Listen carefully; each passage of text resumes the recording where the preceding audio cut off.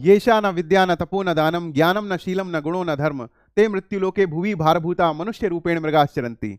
अर्थात जिस व्यक्ति के जीवन में ज्ञान नहीं है, शील नहीं है, विद्या नहीं है, गुण नहीं है, दान नहीं है, धर्म नहीं है, ऐसे व्यक्ति का जीवन केवल पशु के समान है। वो पशुओं के समान केवल विचर रहा है, उसका सामाजिक जीवन से कोई लेना देना नहीं है। दोस्तों, हमारे धर्मशास्त्र, हमारी विद्या अर्जन की महत्वपूर्ण पुस्तकें हमें इन श्लोकों के द्वारा, इन लोकोक्तियों के द्वारा समय पर महत्वपूर्ण ज्ञान देती नहीं है और हमें इन्हें आत्मसात भी करना चाहिए। नमस्कार, मैं गौरव वैष्णव आप सभी का स्वागत करता हूं अनंत आईएएस कोचिंग के इस ऑफिशियल यूट्यूब चैनल पर।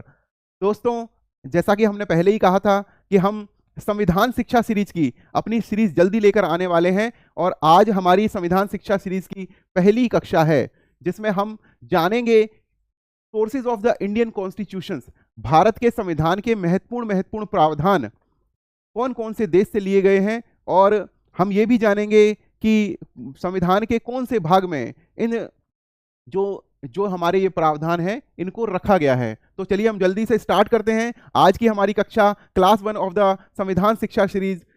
हम शुरुआत करते हैं sources of the Indian constitution. देखिए हमारी टीम ने आज ये कितना अच्छा वॉलपेपर लगाया है कॉन्स्टिट्यूशन का। शुरुआत करते हैं government of India act 1935, Bharat सरकार अधिनियम 1935। दोस्तों, हमारे जो संविधान का एक बहुत बड़ा ढांचा जिसे कहते हैं कि पूरी फेडरल स्कीम जो ली गई है वो गवर्नमेंट ऑफ इंडिया एक्ट 1935 से ली गई है। तो हम कौन कौन से प्रावधान यहां से हम लिए गए हैं भारतीय संविधान में हम आज पढ़ लेते हैं। फेडरल स्कीम जो संघीय तंत्र है, संघीय ढांचा है, वो लिया गया है गवर्नमेंट ऑफ इंडिया एक्ट 1935 से। उसके बाद ऑफिस ऑफ गवर्नर, राज्यपाल का कार्यालय, क्योंकि राज्यपाल का कार्यालय संविधान, भारतीय संविधान के बनने से पहले ही गवर्नर का ऑफिस था। जैसे गवर्नर जनरल था और जो प्रेसिडेंसीज थी वहां पर भी गवर्नर का शासन हुआ करता था। तो ऑफिस ऑफ द गवर्नर हमें मिला है गवर्नमेंट ऑफ इंडिया एक्ट 1935 से।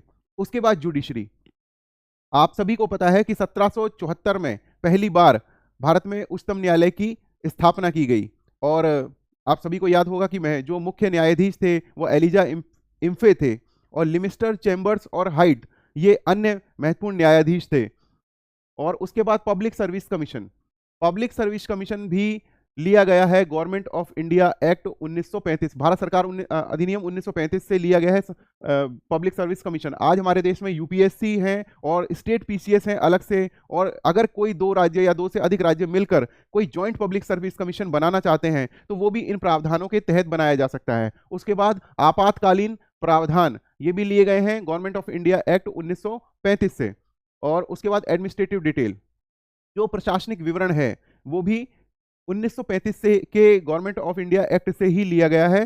तो बताते हैं कि जो गवर्नमेंट ऑफ इंडिया एक्ट है उसमें उसका बहुत बड़ा स्ट्रक्चर था और उसके स्ट्रक्चर से करीब 50% से ऊपर जो लिया गया है भाग वो भारतीय संविधान में लिया गया है। उसके बाद हम बात करेंगे ब्रिटिश कॉन्स्टिट्यूशन से। ब्रिटानी जो संविधान है वहां से कौन कौन से इंपॉर्टेंट प्रावधान हमारे संविधान में लिए गए हैं उस पर बात करेंगे।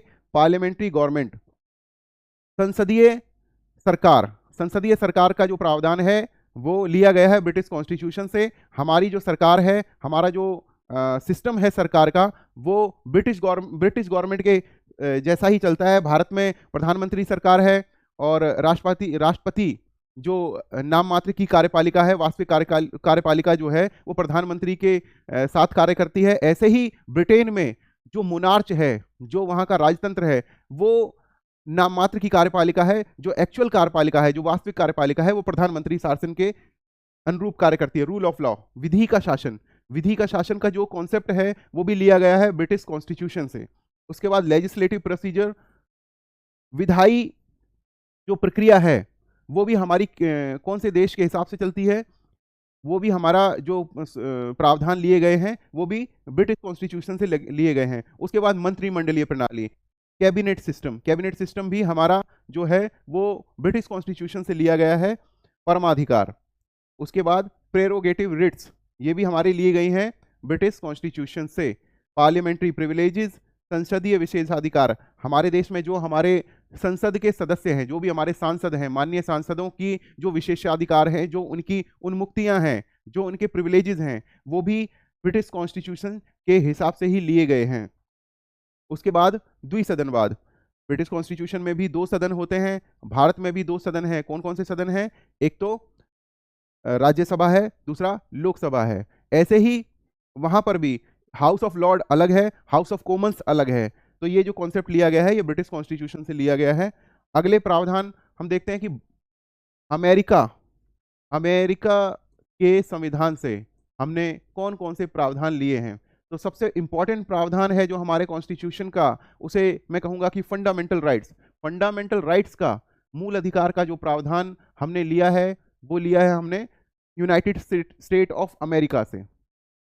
उसके बाद न्यायपालिका की स्वतंत्रता, न्यायपालिका की स्वतंत्रता हमने लिया है यूनाइटेड स्टेट ऑफ अमेरिका से।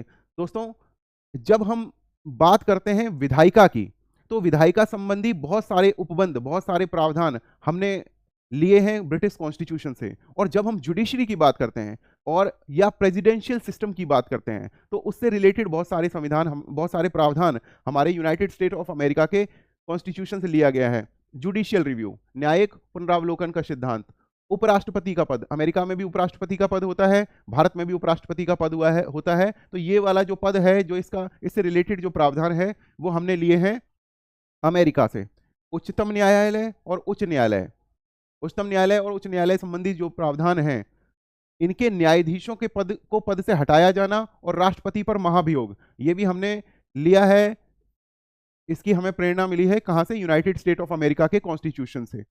उसके बाद एक और इंपॉर्टेंट जो हमारा प्रावधान है मतलब भारतीय संविधान में, वो है DPSP principle, directive principle of state policy, Bharat के राज्य के नीति निर्देशक सिद्धांत।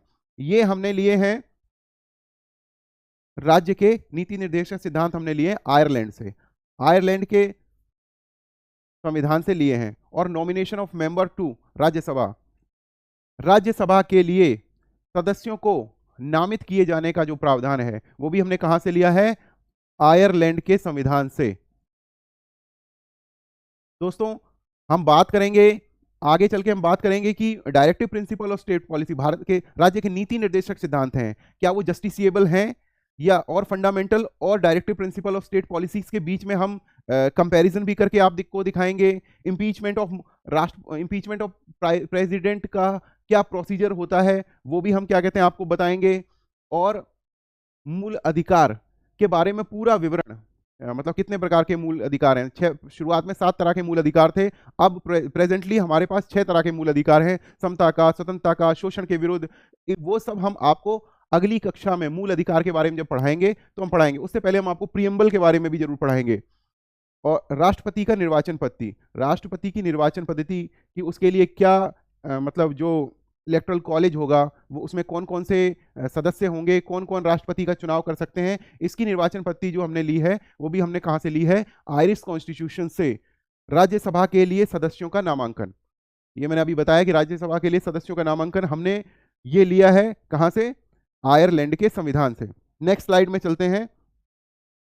और कनाडा के कॉन्स्टिट्यूशन से, कनाडा के कॉन्स्टिट्यूशन से हमारा सबसे महत्वपूर्ण प्रावधान वो ये है कि मजबूत केंद्र के साथ में संघीय तंत्र, मजबूत केंद्र के साथ में संघीय तंत्र। तो क्या है? Federation with a strong centre, सशक्त केंद्र के साथ में संघीय व्यवस्था। ये एक बहुत ही इंपॉर्टेंट प्रावधान है भारत के संविधान का कि भारत को कहा जाता है, भारत को फेडरेशन कहने की बजाय यूनियन ऑफ द स्टेट कहा जाता है। भारत राज्यों का संघ है। भारत कौन से राज्यों का संघ है? अविभाज्य राज्यों का संघ। जैसे कि जो अमेरिका का कॉन्स्टिट्यूशन है, अमेरिका के कॉन्स्टिट्यूशन में शुरुआत में वहां पर 13 उपनिवेश थे, 13, तो उन्होंने मिलकर अमेरिका को बनाया। आज की डेट में वो 50 हो गए हैं। तो वहां पर उसको कहते हैं कि वहां पर जो राज्य हैं उनको अमेरिका से अलग होने का अधिकार है, लेकिन भारत में ऐसा कोई अधिकार नहीं है। भारत जो है वो अविभाज्य राज्यों का अविभाज्य संघ है, तो इसीलिए बोला जाता है यूनियन ऑफ द स्टेट। किसी भी राज्य को अधिकार नहीं है भारतीय संघ से अलग होने का, इसलिए इसको कहा जाता है यूनियन ऑफ द स्टेट। और इसीलिए ये कॉन्सेप्ट आया कि सशक्त केंद्र के साथ में संघीय तंत्र। अगला जो प्रावधान है वो है अवशिष्ट शक्तियों का केंद्र में होना। भारत के संविधान की 7वीं अनुसूची में ये लिखा गया है कि राज्य सूची के विषय क्या होते हैं, केंद्रीय सूची के विषय क्या होते हैं, संघीय सूची के विषय, सेंट्रल, स्टेट, और उसके बाद एक आती है कंकरेंट लिस्ट। कंकरेंट लिस्ट का जो हमने कॉन्सेप्ट लिया है वो हमने लिया है ऑस्ट्रेलिया के संविधान से। लेकिन जो यहां पर क्या होता है कि जो राज्य की सूची में भी नहीं है और जो कॉन्करेंट सूची में भी नहीं है और जो केंद्र की लिस्ट में भी नहीं है, वो सभी प्रावधान कहां होंगे, वो रेजिडुअरी पावर में होंगे। और रेजिडुअरी पावर कहां होगी, अवशिष्ट शक्तियां कहां होंगी, अवशिष्ट शक्तियां लाइज करेंगी केंद्र में। तो अवशिष्ट शक्तियों का केंद्र में निहित होना, ये प्रावधान हमने लिया है कनाडा के संविधान से। केंद्र द्वारा राज्य के राज्यपाल की नियुक्ति, बेसिकली जो कनाडा का कॉन्स्टिट्यूशन है हमने वहां से इस प्रकार के प्रावधान लिए हैं, वो केंद्र को सशक्त बनाने वाले प्रावधान हैं। जैसे कि देखिए यहाँ लिखा हुआ है सशक्त केंद्र के साथ, और यहाँ पर लिखा है अवशिष्ट शक्तियों का केंद्र में होना, और यहाँ पर लिखा केंद्र द्वारा राज्य के राज्यपालों की नियुक्ति, और उच्चतम न्यायालय का परामर्शी न्याय निर्णयन। आर्टिकल 143 राष्ट्रपति को अधिकार देता है कि वो सुप्रीम कोर्ट से किसी विषय के बारे में, किसी केस के बारे में, किसी मामले के बारे में उच्चतम न्यायालय से परामर्श ले। अगला हमारा जो प्रावधान है, जो देश है, वो ऑस्ट्रेलियन कॉन्स्टिट्यूशन का है। मैंने आपको बताया था कि कॉन्करेंट लिस्ट का जो हमारा कॉन्सेप्ट है वो हमने कहां से लिया है, वो हमने लिया है अमेरिका, वो ऑस्ट्रेलिया के संविधान से। Freedom of trade, freedom of trade, commerce and intercourse, व्यापार, वाणिज्य और समागम की स्वतंत्रता। दो राज्यों के बीच में व्यापार, समागम और वाणिज्य, ये वाले जो प्रावधान हैं वो हमने ऑस्ट्रेलिया के संविधान से लिए हैं। संसद के दोनों सदनों की संयुक्त बैठक, यदि किसी विषय पर, यदि किसी बिल पर राज्यसभा और केंद्र सभा के बीच में सहमति ना बने बहुत ही लंबे समय तक, तो उसके लिए राष्ट्रपति दोनों सदनों की संयुक्त बैठक बुला सकते हैं। और इस संयुक्त बैठक की अध्यक्षता कौन करते हैं, इसकी करते हैं लोकसभा के स्पीकर। लोकसभा के स्पीकर संयुक्त बैठक की करते हैं अध्यक्षता। ये प्रावधान हमने लिए हैं ऑस्ट्रेलिया के कॉन्स्टिट्यूशन से। उसके बाद फ्रांस के संविधान से, बेसिकली फ्रांस के संविधान से लिए जाने वाले जो प्रावधान है, जो कॉन्सेप्ट है, वो फ्रांसीसी क्रांति से संबंधित प्रावधान है, जहां पर समानता, स्वतंत्रता और बंधुत्व के आदर्श लिए गए हैं।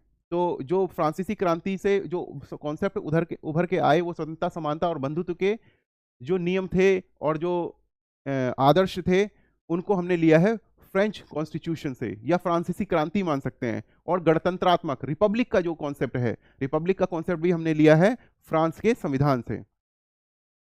साउथ अफ्रीकन कॉन्स्टिट्यूशन, दक्षिण अफ्रीका के संविधान से हमारा मुख्यतः क्या है कि संशोधन की प्रक्रिया, भारतीय संविधान में संशोधन की प्रक्रिया का जो कॉन्सेप्ट है वो लिया गया है दक्षिण अफ्रीका के कॉन्स्टिट्यूशन से। भारत के संविधान का अनुच्छेद 368 हमें संशोधन संबंधी प्रावधानों की जानकारी देता है, और संशोधन संबंधी जो प्रावधान हैं वो हमने कहां से लिए हैं, वो हमने लिए साउथ अफ्रीका के कॉन्स्टिट्यूशन से। और साउथ अफ्रीका के कॉन्स्टिट्यूशन से ही हमने राज्यसभा के सदस्यों के निर्वाचन का तरीका भी लिया है। राज्यसभा के सदस्यों का निर्वाचन किस प्रकार होगा, ये कॉन्सेप्ट हमारा आया है दक्षिण अफ्रीका के संविधान से। उसके बाद जर्मनी का वाइमार गणतंत्र, Weimar constitution of Germany, Germany से हमें मिला है emergency provision relating to the suspension of the fundamental right. Basically Hitler जब जर्मनी में चांसलर हुए तो उस समय उन्होंने मौलिक अधिकारों को किस प्रकार से उस पर रोक लगाई, जनता के मौलिक अधिकारों पर किस प्रकार रोक लगाई, वहां से हमारा जो कॉन्सेप्ट है वो ये आया है। लेकिन भारत का कॉन्सेप्ट जर्मनी से बिल्कुल अलग है। भारत का कॉन्स्टिट्यूशन कहता है कि राज्य की एकता, अखंडता और इंटेग्रिटी के लिए संविधान मौलिक अधिकारों पर पाबंदी लगा सकता है, वो भी एक लिमिटेड समय के लिए और एक लिमिटेड मात्रा में। तो मौलिक अधिकारों के संबंध में आपातकालीन प्रावधान अनुच्छेद 358 और अनुच्छेद 359, इन ये जो आपातकालीन प्रावधान हैं उनके तहत मौलिक अधिकारों पर रोक लगाने की बात करते हैं। हमारा अगला है यूएसएसआर, पूर्व में जो सोवियत संघ था और जो अब रशिया है, इससे रिलेटेड प्रावधान। यहां से हमने क्या क्या लिया है, तो मूल कर्तव्य भारत के संविधान के भाग 4 का में अनुच्छेद 51 क बताता है मूल कर्तव्यों के बारे में। और और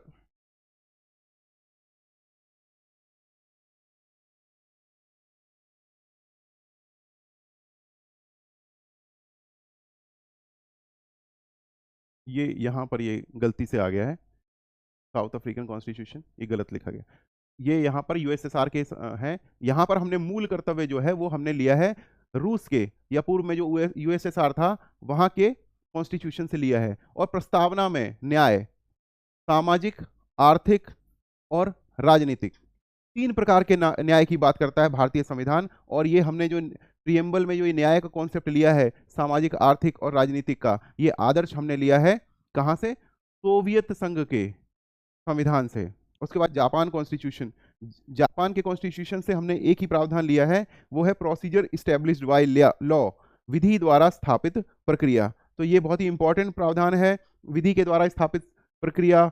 और कई जगह ये उल्लेख किया गया है कि कोई भी काम विधि के द्वारा स्थापित प्रक्रिया के बगैर नहीं किया जाएगा। जैसे कि यदि किसी को प्राण एवं, अनुच्छेद 21 बात करता है प्राण एवं दैहिक स्वतंत्रता के बारे में, राइट टू पर्सनल लिबर्टी के बारे में।